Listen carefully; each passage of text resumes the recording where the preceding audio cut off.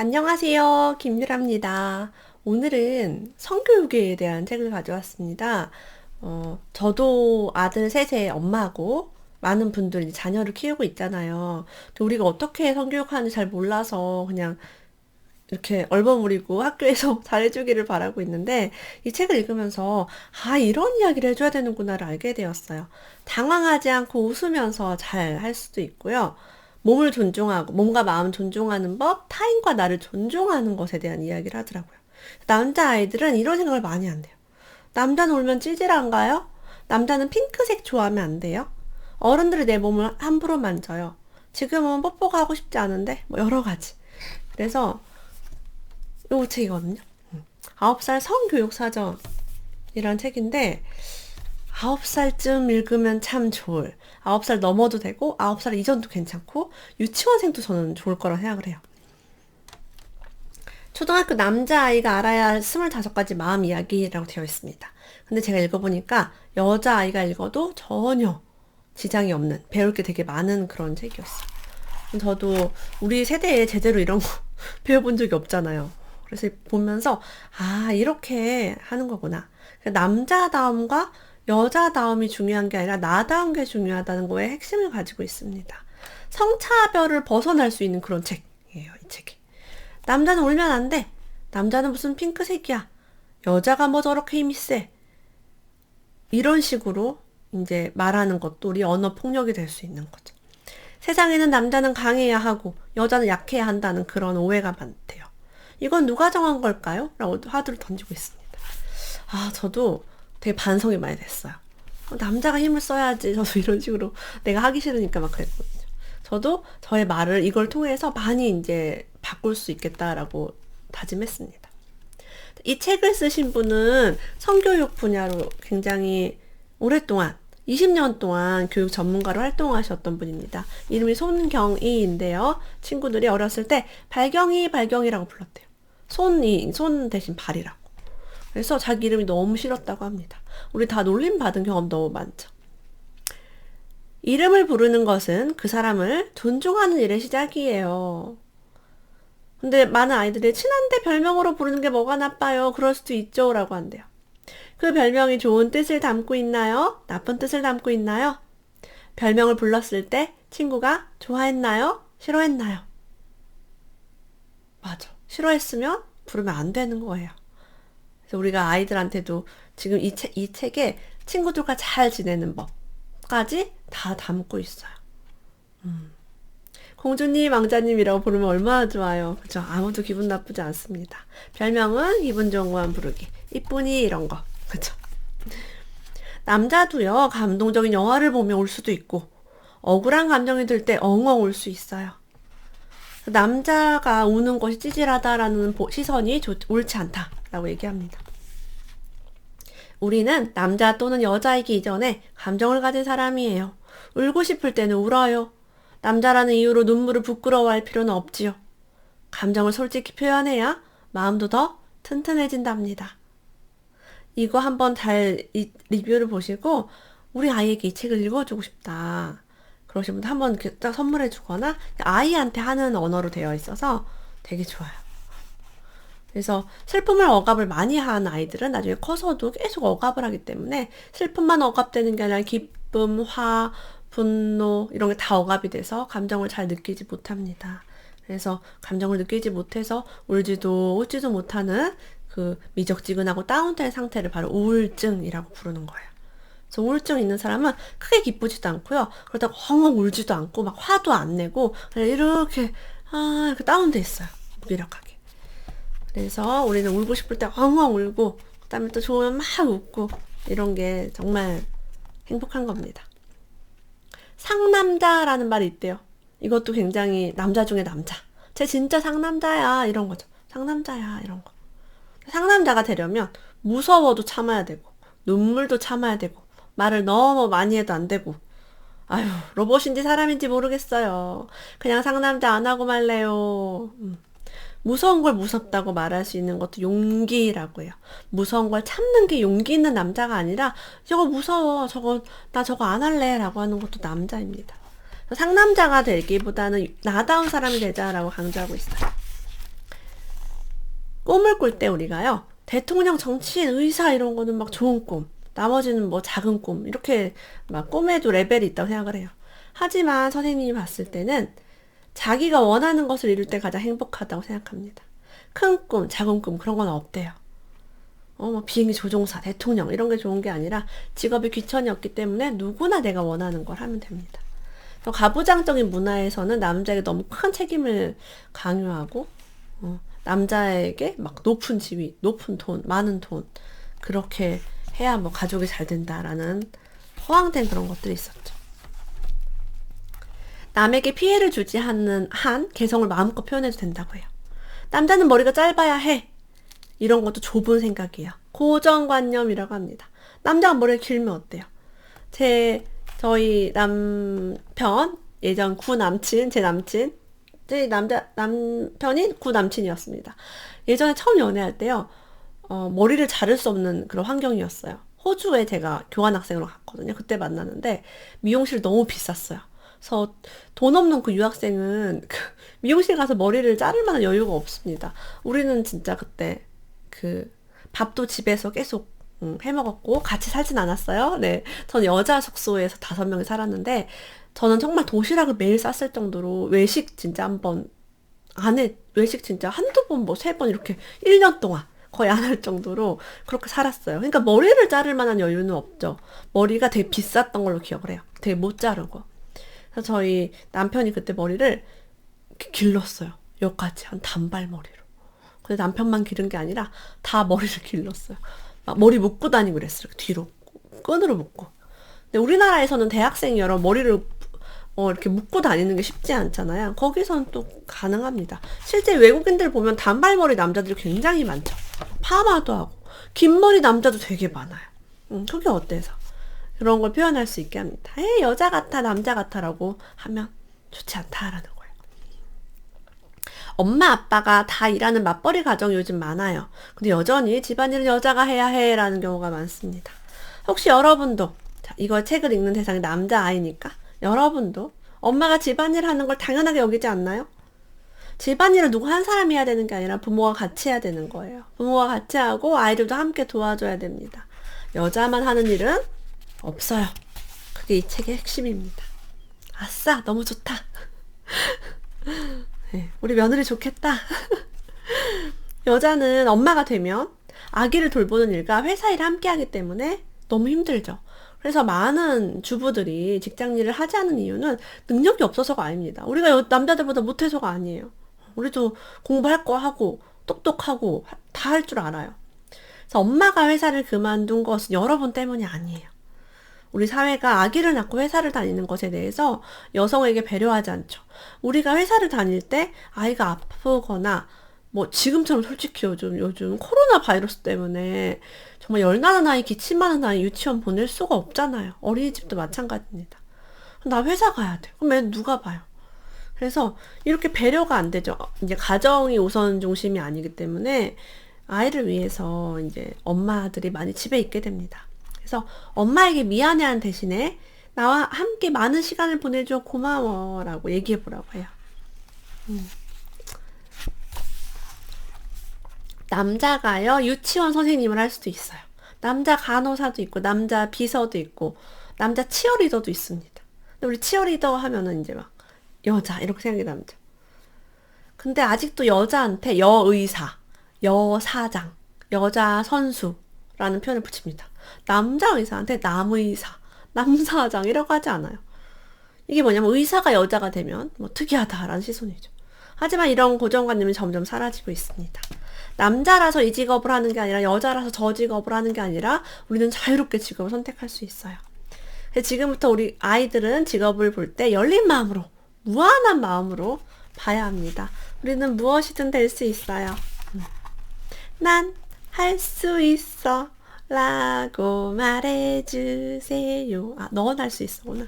이 노래도 굉장히 좋죠. 우리 부모님이 모든 걸 결정해주고 부모님이 정해준 것들을 어린아이들을 많이 했을 거예요. 하지만 9살이 넘은 이제 초등학생 아이들은 생활 속 작은 것부터 하나씩 해나가야 합니다. 아침엔 몇 시에 일어날 건지, 무슨 옷을 입을 건지, 숙제는 몇 시에 할 건지 이런 것들을 내가 스스로 결정하는 힘을 자기결정권이라고 해요. 자기결정권을 가진 주인들은요, 내 몸과 마음의 주인이 나이기 때문에 다른 사람이 내 몸과 마음을 함부로 하면 안 된다는 걸 알고 있어요. 누가 나를 만지면 안 된다는 걸 알고 있죠. 다른 사람, 그 사람에게도 자기결정권이 있어요. 그래서 우리도 그 사람의 몸과 마음을 존중해야 합니다. 그래서 아까 말한 것처럼 별명으로 놀려도 안 되고 폭력을 함부로 쓰거나 그런 걸 하면 안 돼요. 자기결정권을 가진 아이가 잘한다라는 걸 알 수 있겠죠. 가족이라고 해도 무조건 뽀뽀, 강제로 뽀뽀 안 된다라고 해요. 친밀과 사랑의 표시지만 어리다는 이유로 여러분은 사방에서 뽀뽀 세례를 받아요. 막 이쁘다고 뽀뽀를 합니다. 이거를 싫은데도 억지로 받게끔 하는 것은 굉장히 좋지 않죠. 안 돼요. 싫어요. 라고 말하시는 아이를 키워야겠네요. 내가 다른 사람의 몸을 만질 때 그 사람 허락을 받아야 되듯이 다른 사람도 내 몸을 만질 때 허락을 받아야 됩니다. 내가 싫으면 안 돼요.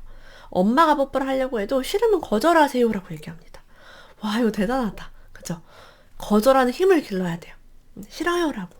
이게 막상 나오기 쉽지 않아요. 누가 진짜 이런데 이렇게 만졌을 때 야, 왜 만졌어? 우리 여자들도 만약에 성추행을 당한다 할 때 잘 안 되잖아요. 습관이 안 돼 있으니까. 가정에서 엄마나 아빠에게 왜 뽀뽀해? 라는 것을 해버릇하면 밖에서도 쉽게 할 수 있겠죠. 자, 이게 내 몸과 마음의 이야기를 듣고 내가 불쾌한지 좋은지 지금 뽀뽀할 기분인지 아닌지를 보고 스스로 원하는 걸 결정해보라 라고 한대요. 이거를 존중 뽀뽀라고 한대요. 부모라도 가족이라도 나를 존중할 때 뽀뽀하겠다 라는 얘기입니다. 어른들이 농담으로 고추 좀 보자. 너 좀 있으면 고추에 털 나겠다 라고 얘기를 하는 걸 들어본 적이 있다. 자, 이렇게 말을 하면 안 된다. 이걸 들었을 때 당황하고 부끄럽죠. 귀엽구나 라고 하면 되지 막 몸을 만지거나 여러분이 너무 사랑스러워서 몸을 만졌더라도 이건 안 된다라는 거예요.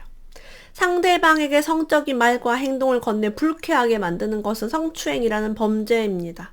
어떤 어른들은 그런 말과 행동을 하고도 난 잘못한 게 없다. 너 이뻐서 얘기한 거다라고 억울해해요. 어릴 때부터 무엇이 옳고 그른지 정확히 배우지 못하면 어른이 되어서도 자기 행동의 문제점을 깨닫지 못합니다. 그런 할아버지 할머니처럼.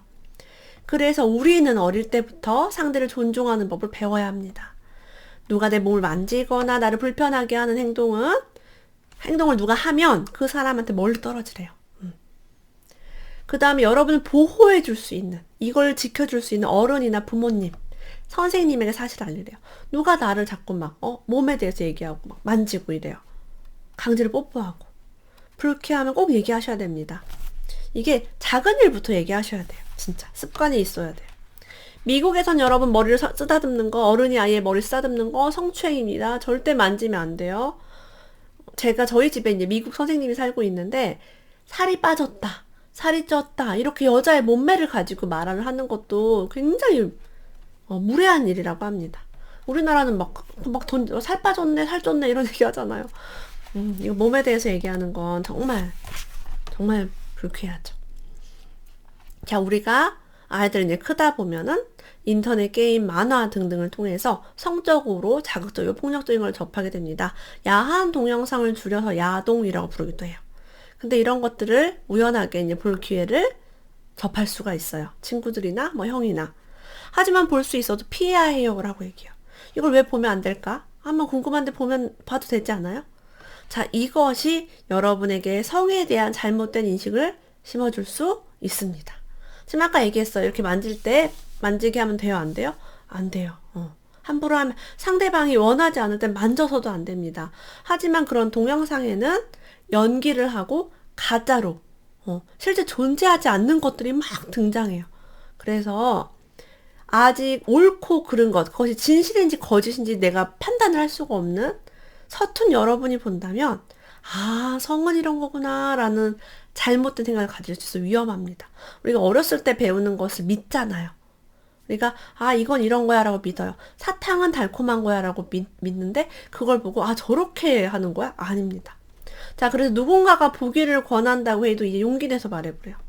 실제로 저런 장면과 상황은 존재하지 않아. 진짜 사랑하는 사이라면 저렇게 대해서는 안 돼 라고.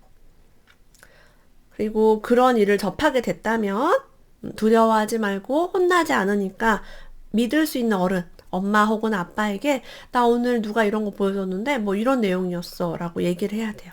그래야 그 사람들도 함께 보호할 수 있습니다. 혼내거나 그것 때문에 힘든 일은 발생하지 않도록 해요.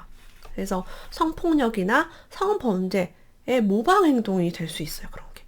잘못된 건지 몰라. 그래서 이런 거 되게 조심해야죠. 자, 제가 아까 말했듯이 외모에 대해서 여자가 왜 이렇게 뚱뚱해? 남자가 왜 이렇게 키가 작아? 라는 이런 발언도 외모 평가이면서 혐오 발언이래요. 혐오하면 안 돼요. 인종, 성별, 지역, 장애인, 그리고 나와 생각이 다른, 이념과 사상이 다른 사람을 공격하고 나쁜 말로 하는 것들이 점점 많아지고 있습니다. 그럼 어떤 아이는요, 그럼 우리끼리 몰래 할래요? 라고 얘기한대요.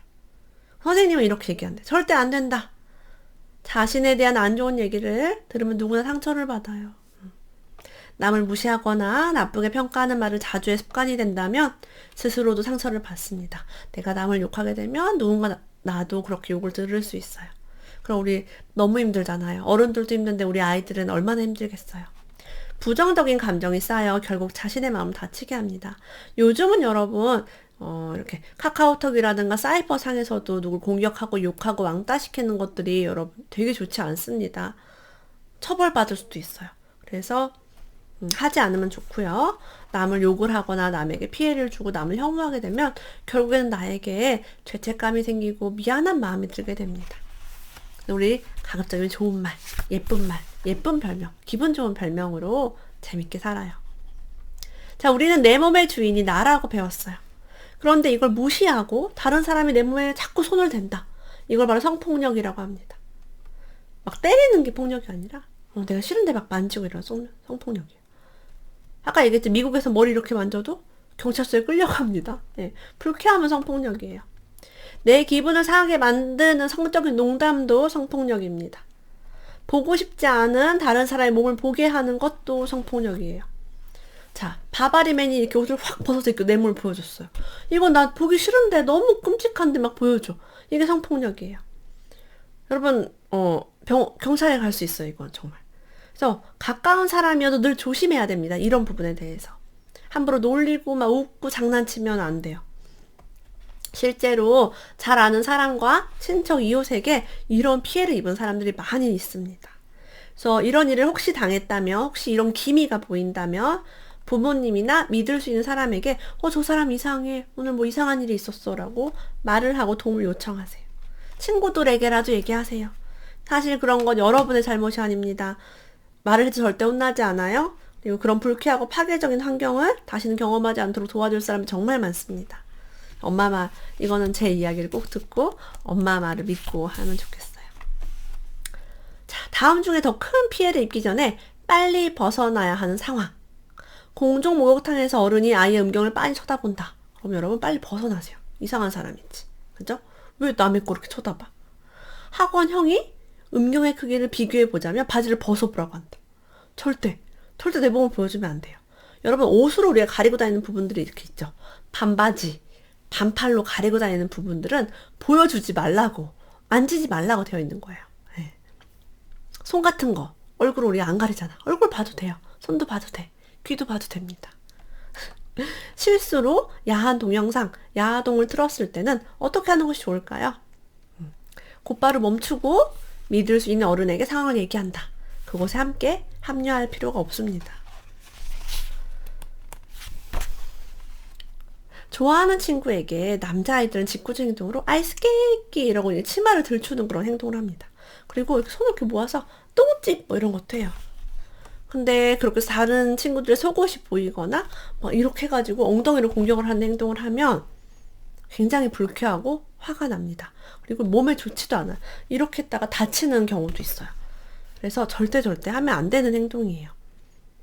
이런 행동은요, 친구의 사이를 멀어지게 만듭니다. 억지로 절대 하면 안 돼요. 그래서 옷으로 가리는 데는 아까 말한 것처럼 만지지도 보지도 말라. 나 역시, 당신 역시 남에게 그런 부분을 보여주거나 만지기 허락하면 안 된다. 다 옷을 입는 이유가 있어요, 여러분. 자, 우리는요, 누구의 것이 아닙니다. 엄마 거 아니고, 아빠 거 아니고, 남자친구 것도 아니고, 여자친구 것도 아니에요. 넌 내 거야 라고 말하는 그런 관계가 있대. 그런 말이 있대요. 근데 아니래요. 내 거는 없대요. 나의 주인은 나 자신입니다. 그래서, 넌 넌 내 거니까. 뭐, 절친 베스트 프렌드가, 넌 내 거니까 넌 나랑만 놀고, 나랑만 얘기해야 돼. 라고 하는 좀 그런 관계도 있을 수 있어요. 그런 걸 다 무시하래요. 그건 자기 마음대로 하려고 하는 못난 마음이라고 합니다. 정말 좋아하는 사람이 있다면 그 사람이 내 거가 아니라 그 친구의 마음을 더 헤아려 두고 소유하려고 하는 게 아니라 함께 잘 지내는 게 건강한 마음이다 라고 강조하고 있어요. 이 책은 남자뿐이 아니라 여자가 읽어도 좋고 제가 읽어도 너무 좋은 책이었고 나도 앞으로 좀 더 이런 부분을 조심해야겠다라는 깨달음을 많이 얻었던 책입니다. 9살 성교육 사전 함께 읽어보았습니다. 오늘도 함께 해주셔서 감사합니다. 다음에 또 만나요.